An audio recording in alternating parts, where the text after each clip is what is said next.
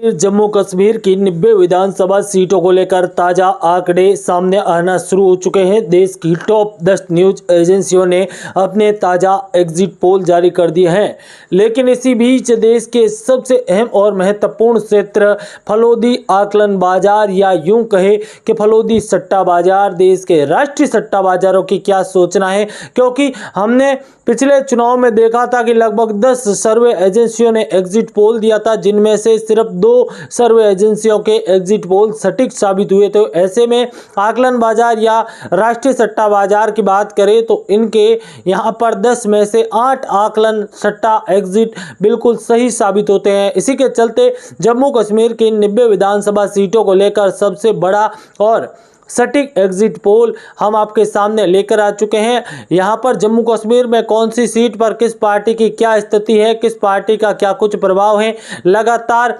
एक एक सीट, एक एक क्षेत्रों को लेकर तमाम जानकारी शेयर कर रहे हैं। जम्मू कश्मीर की 90 विधानसभा सीटों पर जिस प्रकार से एग्जिट पोल यहां पर आकलन बाजार का ताजा सर्वे सामने आ रहा है, वह काफी चौंकाने वाला होगा। तो चलिए बिना समय गवा जम्मू कश्मीर विधानसभा चुनाव संपन्न हो चुके हैं और ऐसे में आज जम्मू कश्मीर की सभी 90 विधानसभा सीटों को लेकर ताजा एग्जिट पोल सामने आ चुके हैं।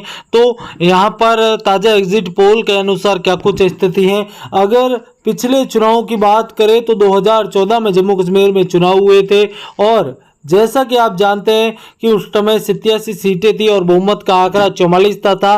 उस समय आंकड़ों के अनुसार जो सर्वे निकल कर सामने आए थे, उसमें एग्जिट पोल आए थे, उसमें पीडीपी को यहाँ पर 32 से 38 सीटें, भाजपा को 27 से 33 सीटें, नेशनल को 8 से 14 सीटें।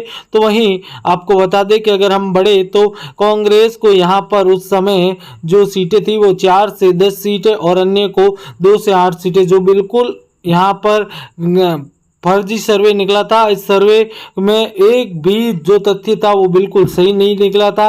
यह सर्वे पूरी तरीके से गलत निकला था पिछली बार हरियाणा में। जबकि दूसरा सर्वे एक्सिस माई इंडिया का था, जिसमें पीडीपी को 36 से 41 सीटें, भाजपा को 16 से 22 सीटें, वहीं नेशनल कॉन्फ्रेंस को 6 से 13 सीटें, कांग्रेस को 9 से 13 सीटें और अन्य को 6 से 10 सीटें दिखाती हुई नजर आई थी। लेकिन यह सर्वे भी यहां पर बिल्कुल उल्टा निकला था। यहां पर सबसे बड़ा चौंकाने वाली जो बात थी, उसमें पीडीपी 28 सीटें जीती, जहां पर दावा किया जा रहा था कि पीडीपी लगभग 45 के आसपास सीटें जीतेगी, लेकिन बिल्कुल असर स्पष्ट नहीं रहा। जबकि भाजपा ने 25 सीटें जीती थी और उस समय मर्ज सरकार वो बनाई थी, भाजपा 28 पीडीपी प्लस भाजपा 25, जो 2018 तक चली थी और उसके बाद यह सरकार गिर गई थी। जबकि नेशनल कॉन्फ्रेंस को 15 सीटें, कांग्रेस को 12 सीटें और अन्य के खाते में यहां पर उस समय 7 सीटें गई थी। जबकि आपको बता दें कि जो रिजल्ट सामने आया था वो आपको दिखा देते हैं क्या कुछ रहा था। उस रिजल्ट पर भी नजर रखना काफी जरूरी हो जाता है। चलिए उस समय पीडीपी को 28 सीटें मिली थी 22% वोट शेयर हासिल करके। जबकि वोट परसेंटेज के मामले में आप देख सकते हैं कि भाजपा पीडीपी से अधिक वोट शेयर हासिल किया था। उसके बावजूद 3 सीटें कम 25 सीटें आई थी। नेशनल कॉन्फ्रेंस को 15 सीटें 10 सीटें कम थी, लेकिन वोट शेयर मात्र 1% के आसपास कम था।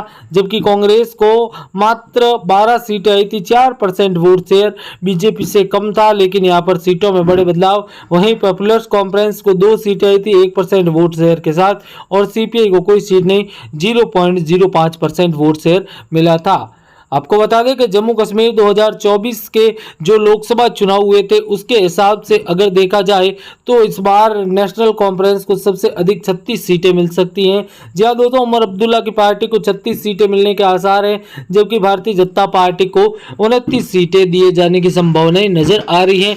जबकि कांग्रेस की बात करें तो 7 सीटें कांग्रेस के खाते में जाती हुई नजर आ सकती है, पीडीपी को 5।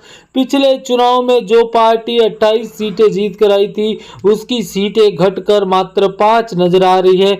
जबकि जेकेपीसी है वो 1 सीट और अन्य के खाते में अन्य निर्दलीय 12 जीत सकते हैं। इस प्रकार 29 प्लस 12 अगर मिला दिए जाए तो सत्ता के आसपास भारतीय जनता पार्टी पहुंच सकती है।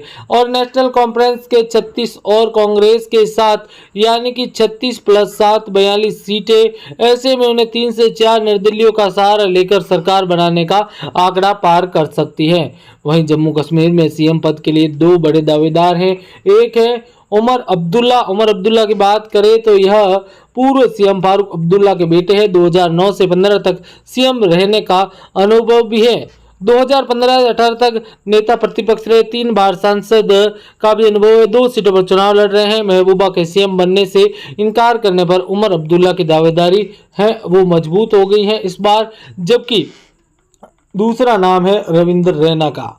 भाजपा के मजबूत हैं, बड़ा चेहरा माने जाते हैं। 2018 चुनाव में भाजपा के प्रदेश अध्यक्ष थे। भाजपा के आलाकमान के भरोसेमंद, कश्मीरी पंडित होने के कारण भाजपा सीएम बना सकती है।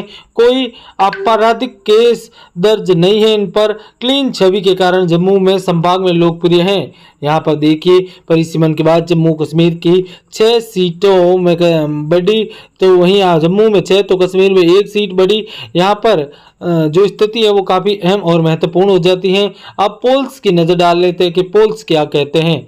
सबसे पहले दैनिक भास्कर की बात करें तो दैनिक भास्कर के सर्वे के अनुसार भारतीय जनता पार्टी को 20 से 25 सीटें, नेशनल कॉन्फ्रेंस को 35 से 40 सीटें, पीडीपी को 4 से 7 सीटें और 12 से 18 सीटें हैं वो यहाँ पर मिलती हुई नजर आ रही है अन्य को।